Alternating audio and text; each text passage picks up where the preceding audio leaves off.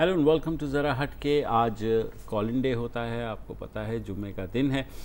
हमारे साथ अवैस फ़ारूक साहब हैं इटली के शहर टोरिनो से। अस्सलाम वालेकुम जी।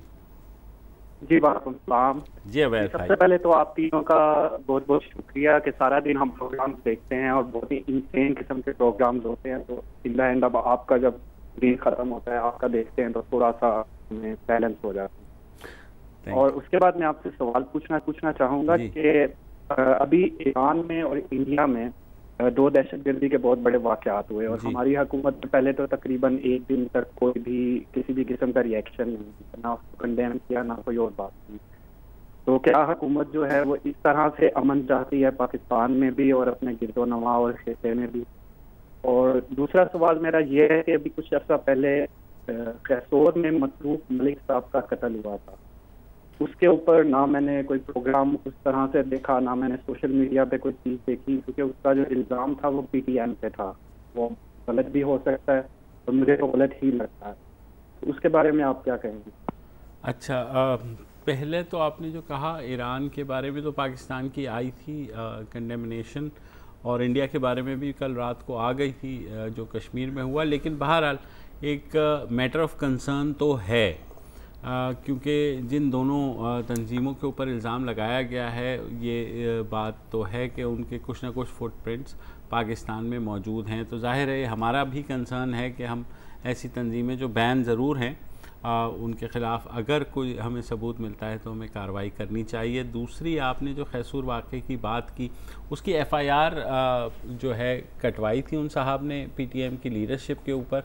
अब बियॉन्ड दैट पुलिस क्या कर रही है हमें नहीं पता। ख़बर जहाँ तक है सोशल मीडिया पे ख़ासी उभरी थी, तो उसके बाद जो है अभी तक फॉलो अप मैं चेक कर सकता हूँ और आपको बताऊँगा। Thank you. कामरान अली भाई हैं नवाबशाह से। जी कामरान भाई।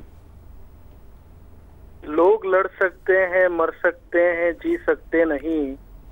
आदमी समझा न अब तक आदमी का मसला, और खींचती है एक तरफ तहजीब हाजिर की कशिश, एक तरफ दामन कुशा है मौलवी का मसला। इनके अंदर जो अमनो अमान खराब करने की भाई सर, ये शेख नज़ीर का शेर है और उनकी किताब का नाम है वारे शेख नज़ीर। हाँ, तो मैंने आपसे रिक्वेस्ट की है बारहा कि जब भी आप शेर सुनाया करें शायर का नाम ज़रूर बता दिया करें। सर मैंने बिल्कुल आज तो किताब सामने रखी हुई है। जी, आइंदा के लिए भी अच्छा बताइए क्या बात करें। सर मैं एक तो सिंध के अंदर जो मजमूम साजिश की जा रही है अमन अमान तबाह करने की, उस पर हुकूमत पाकिस्तान हुकूमत सिंध के साथ मिलकर के जो है इसका सद्देबाब करें, और जो भी अनासिर इसके अंदर मुलव्विस हैं उनको कैफर किरदार तक पहुंचाया जाए। बिल्कुल, ये बात आपकी बिल्कुल ठीक है। और दूसरा एक और चीज की ये निशानदही करना चाहूंगा, अदालती मफरूर को आपने PSL 4 के इफ्तिताई तकरीब में देखकर आपको कैसा महसूस हुआ? वैसे ही जैसे आपको हुआ। ये तो बहुत बुरा लगा सर। हाँ, तो बात ये है कि अब वो UAE में हैं, वहाँ जाहिर है हुकूमत पाकिस्तान का तो कानून चलता नहीं है। अब उन्होंने बिठा लिया, जनरल मुशर्रफ बैठे हुए थे कल तकरीब में शेख साहब के साथ। हाँ, वहाँ पर तो वो UAE में तो मतलूब नहीं है ना, पाकिस्तान में मतलूब। मैं वही कह रहा हूँ कि UAE में वो कानून नहीं चलता। ज़फ़र नवाज साहब हैं डेरा इस्माइल खान से। अस्सलाम वालेकुम। अस्सलाम वालेकुम जनाब अली। वालेकुम अस्सलाम जनाब, मैं जफर नवाज अवान बोल रहा हूँ DI खान से, KPK।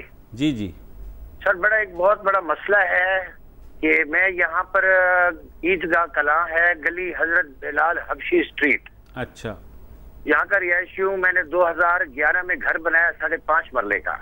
ओके सर, उसके साथ हमारे एक प्लॉट है जो तकरीबन कनाल का है या 1.5 कनाल का है जी। सर, वो कूड़ा दान बना हुआ है। पिछले 6-7 महीनों से मैंने मुख्तलिफ किस्म के लोगों को दरख्वास्त की है, यहाँ पे अखलाकी तौर पे मोहल्ले वालों को भी इकट्ठा किया है। यहाँ पर के वो है कमेटी वाले हैं, उनसे बात भी की है। फिर एक नई अथॉरिटी आई है वासा, उनसे बात भी की है। तो सर अब ये आलम है कि वो आते हैं 10 दिनों बाद, 15 दिनों बाद थोड़ा सा कूड़ा उठाते फिर चले जाते हैं, और वो जो है ना उनको ये नहीं कहते भाई इसको आप 4 दीवारी दे। उनसे हमने बात किया, किड्स ब्लैक स्कूल के है मालिक अकील साहब। उनसे बात भी की है, वो कहते हैं जी ये हमारा मुतनाज़ा है और ये वो है ना। उसके हालत ये हो गई है कि मैं ट्यूबरक्लोसिस में सफर कर रहा हूँ पिछले 1 साल से। मेरी बच्ची है, स्टमक की मरीजा हो गई है, मैं हो गया हूँ। हमारे बिल्कुल घर की एक दीवार है और सारा धुआं हमारे घर में आता है।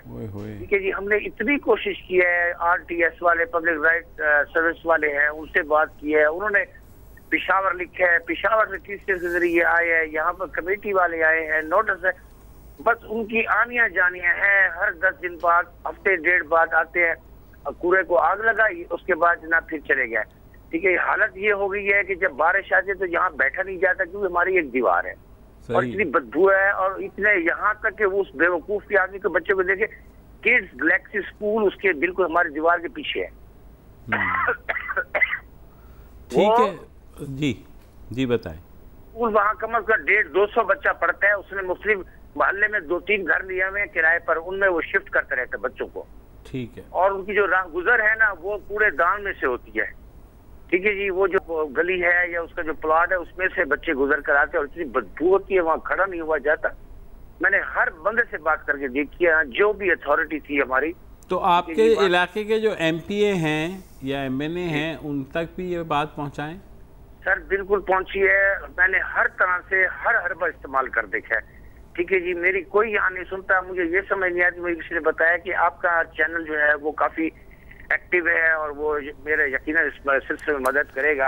अब तो मैं ये सोच रहा हूँ कि मैं वजीर आजम को एक दरखास्त दूं, क्योंकि वजीर आजम ही शायद ये काम करवा ले तो करवा ले, क्योंकि मैं ये समझता हूँ कि ये मेरे लिए तो बहुत बड़ा काम है। जो मैं तो बीमार हो गया, मेरे तो खाना खराब हो गया। सही है जफर भाई, आप जो है बिल्कुल ये वजीर आजम को ख़त तो लिखें ही, और ये जो बाकी आप बात कर रहे हैं अब कोई भी नहीं सुन रहा, तो क्या हो सकता है इसका?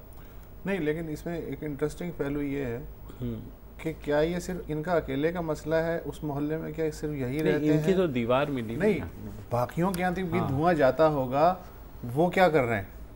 वो इनका साथ क्यों नहीं दे रहे? वो कह रहे हैं कि मैंने मोहल्ले वालों को भी शुरू में साथ। हाँ, लेकिन वो मोहल्ले वाले इंटरेस्टेड नहीं है। ये है ना मसला, यानी कम्युनिटी जो है वो खुद भी एक्टिव नहीं है। बिल्कुल, तो कम्युनिटी से अपना मसला ही नहीं समझती। सही बात है। तो थोड़ा सा बिल्कुल आपने सही पॉइंट। एक छोटी सी ब्रेक लेते हैं और ब्रेक के बाद मजीद कॉलर्स से बात करेंगे।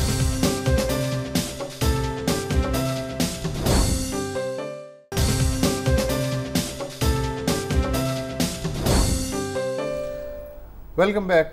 कॉलर्स डे है आज। काजिम नकवी साहब हैं कराची से। जी काजिम भाई। अस्सलाम वालेकुम। मुसल्ला खान साहब। अल्लाह का शुक्र। तो जनाब अली, आपका प्रोग्राम में माशाल्लाह रोज़ जो है वो हर दफ़ा देखता हूँ, तो काफ़ी अच्छा माशाल्लाह प्रोग्राम होता है। इस हवाले से मुझे भी सवाल ये करना था कि खत्ते की जो मौजूदा सूरत हाल है, खुसूसन पिछले दिनों में जो एक दहशतगर्दी का बड़ा हमला ईरान में हुआ, उसके बाद फिर कश्मीर के अंदर होने वाला हमला, और इस दौरान सऊदी वलीयत की आमद और की वजह से जो क्योस पाकिस्तान के अंदर बना हुआ है, तो इसमें आप क्या समझते हैं कि खत्ते के हालात किस तरफ जा रहे हैं हमारे, और इसके असर पाकिस्तान पे क्या होंगे? सर, क्योस पाकिस्तान के अंदर क्या बना हुआ है? क्योस तो आसपास मचा हुआ है, और सऊदी वलीयत के दौरे का इससे कोई डायरेक्ट ताल्लुक तो नहीं है। ये ईरान में अगर कोई धमाका हुआ है या कश्मीर में अगर कोई धमाका हुआ है, तीनों डेवलपमेंट्स अलग अलग हैं। अलबत्ता ये है कि जहाँ तक दोनों धमाकों की बात है, तो अभी पिछले सेगमेंट में भी एक साहब ने इसी तरह का बयान ही यही सवाल किया था, जिसपे मुबशिर ने कहा था कि अगर ये डांडे पाकिस्तान में किसी तंजीम से मिलते हैं तो जाहिर है कि रियासत को उस पर संजीदगी से एक्शन लेना चाहिए, इसलिए कि दुनिया बदल चुकी है और ख़ित्ते के हालात जो हैं वो बहुत ज़्यादा तब्दीली की तरफ हैं। पैसा भी बहुत सारे ममालिक का लग रहा है। सी पैक पे बिलियंस ऑफ डॉलर्स चाइना के लग चुके हैं। सऊदी अरब भी इन्वेस्टमेंट करना चाह रहा है। तालिबान से भी अमन कायम करने की कोशिशें जारी हैं। तो इस दौरान ये जो मचा हुआ है सारा गदर, इसको कंट्रोल करने की ज़रूरत है और इसमें ख़ित्ते के तमाम ममालिक और बिलखुसूस पाकिस्तान जो है उसकी ज़िम्मेदारी है कि संजीदगी से इस तरफ ध्यान दें। इससे ज़्यादा हम क्या कह सकते हैं फ़िलहाल। शमशाद ज़ोरानी साहब हैं लड़काना से। अस्सलाम वालेकुम। वालेकुम अस्सलाम। वालेकुम अस्सलाम भाई। सर कैसे हैं? खैरियत से? बिल्कुल, अल्लाह का शुक्र, फरमाइए। मैं लाड़काना से बात कर रहा हूँ।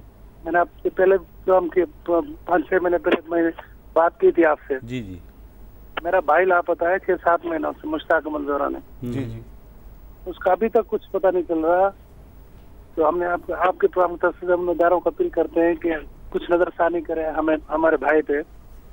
तो कुछ आपको इंडिकेशन मिली है? कुछ पुलिस ने बताया, कुछ इदारों ने, कोई किसी कहीं से कुछ पता लगा? कुछ भी नहीं बता रहे, ना पुलिस वाले भी कुछ नहीं बता रहे। बार बार उनके पास जा रहे हैं।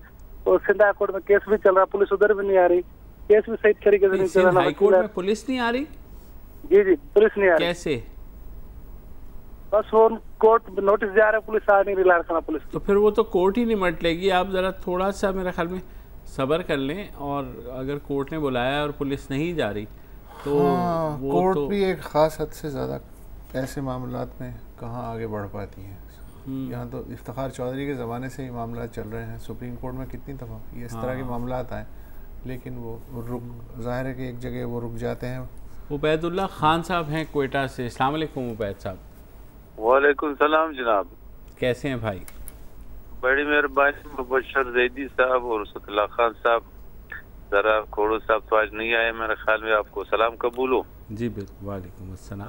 आप के जो प्रोग्राम है हमें बहुत पसंद है, और आप जो हमारी आवाज़ हुक्मरानों तक पहुंचाते हैं, आपकी बड़ी मेहरबानी।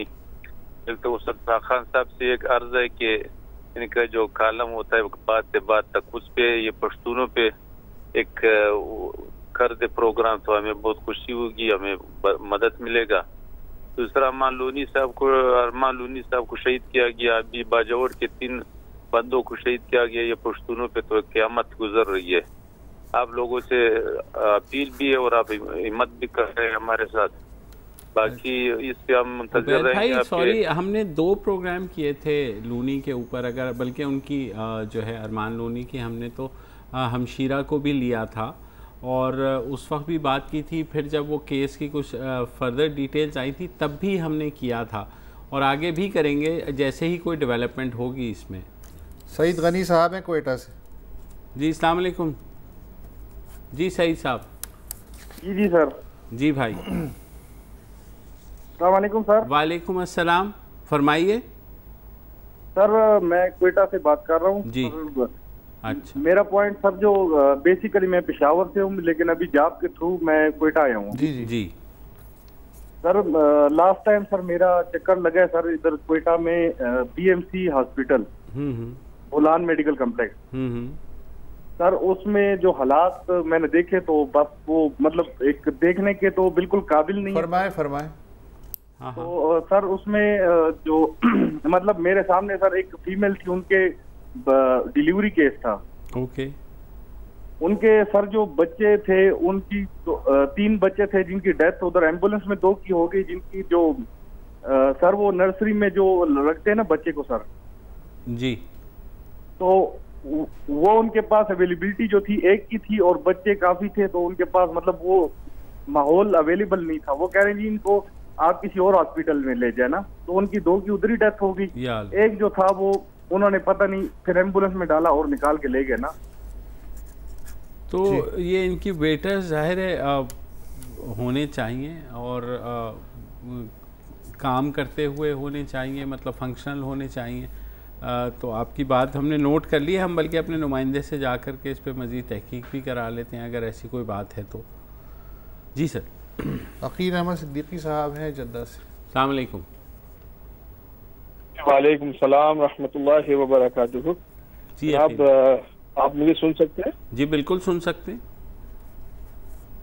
जी मुबशर जैदी भाई आपसे तो नहीं, हमारे वसअतुल्लाह खान साहब से एक वो सवाल जो मेरे ख्याल से हर कराची वाले के दिल में है जी, और हम बकायदा इसको ड्रीम करते हैं कि काश कोई ऐसा फोरम हो, कोई फरमाइए क्या सवाल है आपका? जी जी जी फरमाइए। तो फोरम मिल गया ना आपको सर, फरमाएं। मैं बता रहा हूँ। ये सर जो कराची वालों पे एक मुसल्लत है कोटा सिस्टम पिछले कई दिहाइयों से, और जिसकी जद में तकरीबन हर कराची वाले की गर्दन आई हुई है, इस पे सर कोई मतलब हमें मुस्तफीद फरमा दीजिए कुछ हमें जी बिल्कुल ठीक है अकील भाई, मैं हाँ समझ गए। आप तो खैर जद्दा में बैठे हुए हैं माशाल्लाह, लेकिन उसके बावजूद आपका दिल पाकिस्तान में ही लगा रहता है, ऐसा लग रहा है। कोटा सिस्टम अर्ज़ ये है कि अब जो जाहिर है कि आप ये कहेंगे कि जो सिंधी हैं वो अक्सरियत में हैं, वो रुकावट बने हुए होते हैं, असम्बली में उनकी अक्सरियत है। तो भाईजान ये जो पिछले 30-35 साल महाजरों की नुमाइंदा तंजीम इक़्तिदार में भी रही और स्याह व सफ़ेद की भी मालिक रही, जब वो नहीं हटवा सकी कोटा सिस्टम, तो बाकी बताइए किससे उम्मीद रखी जा सकती? वो तो शरीक कार थी ना, इक़्तिदार में भी थी। अच्छा, मुशर्रफ के दौर में ही हटवा लेते। कराची से कॉल है, असगर साहब हैं, राहिल अशर जी फरमाइए। वालेकुम। वालेकुम अस्सलाम। मुबश्शिर रजी साहब, क्या हाल है आपके? अल्लाह का शुक्र, फरमाइए। अच्छा, ये दो जल्दी बात करूंगा। नंबर एक, ये जो अभी इंडिया में खुद को हमला हुआ है, ईरान में हुआ है, इसके ऊपर आज ये जो है फेसबुक पे आया हुआ था, वो जो उनके मोदी हैं प्राइम मिनिस्टर, वो काफी पाकिस्तान के खिलाफ बात कर रहे हैं। उन्होंने कहा जी मैंने अपने आर्मी को इख्तियार दे दिया, जो चाहे करें। मेरी इमरान खान से रिक्वेस्ट है कि जी ये छोड़ दें चोर चाकू कर। इस वक्त ईरान आपके फेवर में नहीं है, अफगानिस्तान, इंडिया, तीन आपके पड़ोसी आपके साथ नहीं है। आप एक सारी पार्टीज के सरबराहों को, जैसे APS के वाक़े के बाद नवाज शरीफ साहब ने सारी ऑल पार्टी कॉन्फ्रेंस बुलाई थी, जिसमें आर्मी और सर्विसेज चीफ भी थे, इंटेलिजेंस चीफ भी थे। बैठ के आप एक सबको ऑन बोर्ड लें, छोड़ दें ये बातें कि जी मैं उससे नहीं मिलता, मैं जरदारी से हाथ नहीं मिलाऊंगा, मैं शहबाज शरीफ से हाथ नहीं मिलाऊंगा।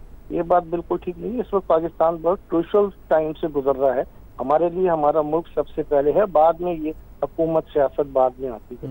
नंबर एक। नंबर दो बात करी, ये जो असद उमर साहब ने जो अपना 23 जनवरी को जो सप्लीमेंट्री को जो अपना बजट पेश किया था, उसको उन्होंने 416 अरब रुपए गैस सेक्टर के आउटस्टैंडिंग बिल थे इंडस्ट्रीज के, उन्होंने 208 अरब रुपए माफ कर दिए। 208 अरब रुपए का जी आप पे कर दीजिए। वो इंडस्ट्रीज अब भी पे नहीं कर रही, वो लिटिगेशन में जा रही है। उसका सारा बोझ हमारे ऊपर आया है कि जिनके 1200-1500, 2000, 3000 बिल आते थे सर्दियों में हमारे, वो 20-20, 25-25 हजार बिल आ गए हैं।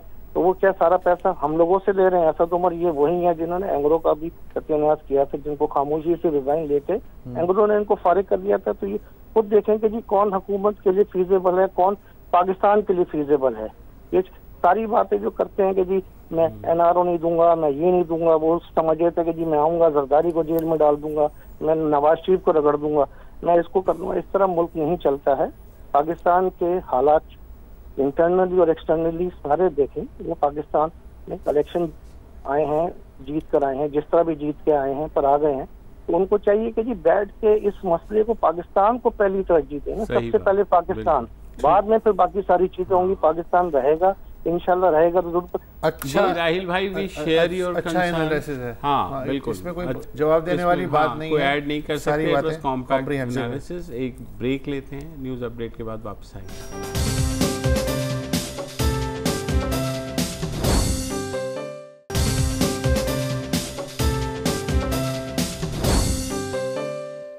Welcome back. पेशीन से हैं वलवला खान। जनाब अस्सलाम वालेकुम। वालेकुम अस्सलाम। जी सबसे पहले तो मैं एक शेर पेश करना चाहूँगी कि अंदाज बयां मेरा अगर से शौक नहीं है, शायद से उतर जाए तेरे दिल में मेरी बात। वाह। तो मैं जो हूँ 2 फरवरी का जो वाक़या हुआ है प्रोफेसर अरमान लोनी शहीद का जी, वो ये इंसान का सिर्फ कत्ल नहीं था, ये एक आलिम का कत्ल था। मैं खुद एक स्टूडेंट हूँ, मुझे अच्छी तरह अंदाज़ा है इस बात का कि एक उस्ताद को मारने से कितना बड़ा नुकसान हुआ है हमारा, लेकिन मारने वाले को शायद ये पता नहीं था कि कितना बड़ा नुकसान इस मुल्क का हुआ है।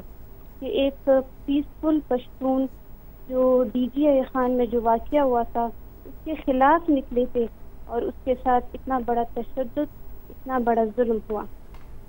बेशक मैं जितनी भी मजम्मत करूँ मैं बहुत कम है इस बात के लिए। सही कह रही है। इल्म को मारा है इन्होंने, इस बात का मुझे बहुत अफसोस है। और एक और शेर मैं उनको डेडिकेट करना चाहूँगी दोस्तों में। दिलावर सड़ी दियोड़े द लश्कर सड़ी दियोड़े मरगस खाना जो वखड़ा खास सर सड़ी दियोड़े। तेरा मनना अल्लाह हाफिज़। चलिए, बहुत शुक्रिया। रोहेल खान हैं कोयटा से। अस्सलाम वालेकुम जी। रोहेल साहब। रोहेल खान बड़ेच बोल रहा हूँ कोयटा से सर। जी फरमाइए सर। 25 सितंबर को हजारगंजी फ्रूट मंडी में वहाँ पे एक्शन ग्राउंड है, वहाँ पे जो मशहूर बैठे हुए तो उनकी जुगियों को जो साए के लिए बनाए गए थे उनको आग लगा दिया गया डिप्टी कमिश्नर के जरिए। और वहाँ पे जो मार्केट कमेटी है महकमे ज़राअत वालों ने, तो अभी कितने महीने हो गए वो आसमान तले बैठे हुए हैं। और जो वहाँ पे जो कमीशन एजेंट है वो जगह को कब्जा किए हुए हैं कि भाई हमारा इस पे हमें किराया दे दो, तो हुकूमत भी कोई एक्शन नहीं ले रही। तकरीबन कितने 4 महीने तो हो गए सर इस बात को। वज़ीर ज़राअत हमारा का चिकज़ई है, जाम कमाल ने भी वादा किया था कि भाई हम आप लोगों को जगह दे देंगे, ना जगह दे रहे हैं। तो वो लोग सारे हजारों लोग मुतासर है सर। आप अपना टीम भी भेज दे डान टीवी वालों को वहाँ पे हजारगंजी फ्रूट सब्जी मंडी में सर। ठीक है, हम लोग सख्त मुतासर है, हजारों लोग मुतासर है सर, आसमान तले बैठे हुए हैं सर। हम कल ही भेजेंगे और आपको फॉलो अप भी देंगे उसके ऊपर। बहुत शुक्रिया आपका तवज्जो दिलाने का। मिशाल अंजुम है लाहौर से। अस्सलाम वालेकुम जी। वालेकुम अस्सलाम जी। I just wanted to share कि I have been following your आपका जो भी ये प्रोग्राम है मैं इसको फॉलो कर रही हूँ। मेरा सिर्फ 2 फीडबैक्स हैं। एक तो आपकी बात में बार बार तसलसल टूटता है बिकॉज आपके एडवर्टाइजमेंट्स बहुत ज्यादा हो गए हैं। तो जो सीक्वेंस होता है बात का वो जब बतूल चढ़ने लगती है बात तो बीच में ब्रेक हो जाता है। और दूसरा मैं ये चाहूंगी कि आप अपने प्रोग्राम के अंदर कुछ ऐसा सेगमेंट या कोई ऐसा सेक्शन जरूर लेके आए जो पाकिस्तान को अब जो दुनिया में इधर उधर लोग देख रहे हैं उसका एक अच्छा इमेज भी कास्ट करने की कोशिश करें। हम बहुत ज्यादा इश्यूज डिस्कस करते हैं but there has to be something dedicated to the nice things which are happening around. बिल्कुल अच्छी तजवीज़ है। हम कोशिश अपनी करते हैं मिशाल साहिबा कि हम ऐसे ज़रूर चीज़ें लेकर के आएँ। बल्कि कल हमने एक स्पेशल शो रिकॉर्ड किया है, उम्मीद है आप देखेंगी कि किस तरह एक अंडर प्रिविलेज स्कूल जो है लोगों की ज़िंदगियाँ तब्दील कर रहा है। तो इस तरह की चीज़ें फिर यूनिवर्सिटीज़ में जो इनोवेशंस हो रही हैं, जो तलबा काम कर रहे हैं, उसको भी हम कोशिश करते हैं हाईलाइट करने की। But making a regular segment I think अच्छी तजवीज़ है। और इस पे असल में होता ही है कि जितना मटेरियल हमें मिलता है हम कोशिश ज़रूर करते हैं कि एक ना एक ऐसी चीज़ ज़रूर रखें। और जहाँ तक इश्तिहारात का मामला है, ज़ाहिर है कि बतौर नाज़िर अगर मैं भी आपकी जगह बैठा हूँ तो मुझे भी बड़ी क्या कहते हैं खार चढ़ेगी कि जी ये एक बात हो रही थी और मैं उसका जो है कुछ क्रेसेंडो सुनना चाह रहा था और बीच में इश्तिहारात आ गए। लेकिन अगर आप हमारे एंड पे बैठ के देखें तो हम क्या कर सकते हैं। बल्कि यहाँ तो ये है कि जितने इश्तिहार आए, प्रोग्राम हो ना हो, इश्तिहारात आ जाएं तो ज़्यादा खुशी होती है। इसीलिए कि ये this is our bread and butter as well. लेकिन ज़ाहिर है कि आपकी भी ये बात दुरुस्त है कि इसमें भी एक बैलेंस होना चाहिए। देखने वाले की भी राइट्स हैं और जो चैनल है उसके भी राइट्स हैं, तो उनके दरमियान बैलेंस होना चाहिए। बिल्कुल सही बात। अब्दुल रहमान साहब है कराची से। अस्सलाम वालेकुम। वालेकुम अस्सलाम। वसतुल्लाह खान साहब और मुबश्शिर साहब आपसे गुजारिश करना चाह रहा था मैं। जी फरमाइए। मेरी माली पोजीशन ये है कि मैं साल भर मेहनत करता हूँ, उसके बाद पैसे जमा करके मैं उम्रा करने के लिए जाता हूँ। अभी पिछले दिनों सऊदी गवर्नमेंट ने पाबंदी लगा दी 2 साल की, इससे पहले कोई जा नहीं सकता। 2 साल तक इंतजार करता रहा। अब मेरा टाइम भी पूरा हो गया, लेकिन जब भी मैं अप्लाई करता हूँ तो वो लिखा अच्छा तो 2000 रियाल। अब 2000 रियाल आजकल के टाइम पे 75,000 रुपए बनते हैं जनाब जी। और पता नहीं कैसे कैसे तो उम्रे के पैसे जमा करता हूँ। उसके बाद अभी एक पाबंदी, अब इतना दिल बेचैन होता है। तो आप शायद ताल्लुकात लोग हैं, आपको ऐसा फॉर्म हो तो आपसे बड़ी मेहरबानी होगी। बहुत सारे लोगों पर ये नेक काम है, जरा से आप इसके लिए आवाज़ उठा के जी। अच्छा अब्दुल रहमान भाई, मैं कल ही पढ़ रहा था कि सऊदी हुकूमत ने पाकिस्तानियों के लिए रियाल दिए 2000 रियाल की जगह अब शायद 638 रियाल जो हैं वो लिया करेंगे, ये जो विज़िट वीज़ा फ़ी है उसके बारे में। तो मैं आप भी चेक कर लीजिए, मैं भी रीचेक कर लेता हूँ। लेकिन मैंने क्योंकि ख़बर देखी है तो मुस्तनद है कि सऊदी हुकूमत ने आमादगी जाहिर की मोहम्मद बिन सलमान की आमद की खुशी में बिल्कुल। ब्रेक ले लें।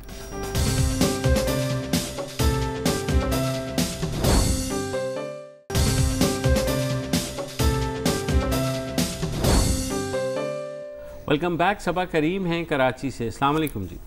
जी वालेकुम सलाम। जी भाई। जी आपकी तस्वीर नजर नहीं आ रही मुबशर भाई।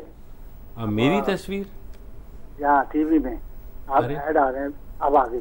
हाँ आप टीवी सवाल बंद कर दें, टीवी में डिले होता है थोड़ा सा, फरमाइए। टीवी बंद कर दें ताकि आप जो है सवाल कर सकें, वरना आपका ध्यान टीवी की तरफ रहेगा, प्लीज। अच्छा अच्छा जी जी। तो वो जो आप पूछ रहे थे कि मर्द है कि औरत, तो मैं मर्द हूँ भाई।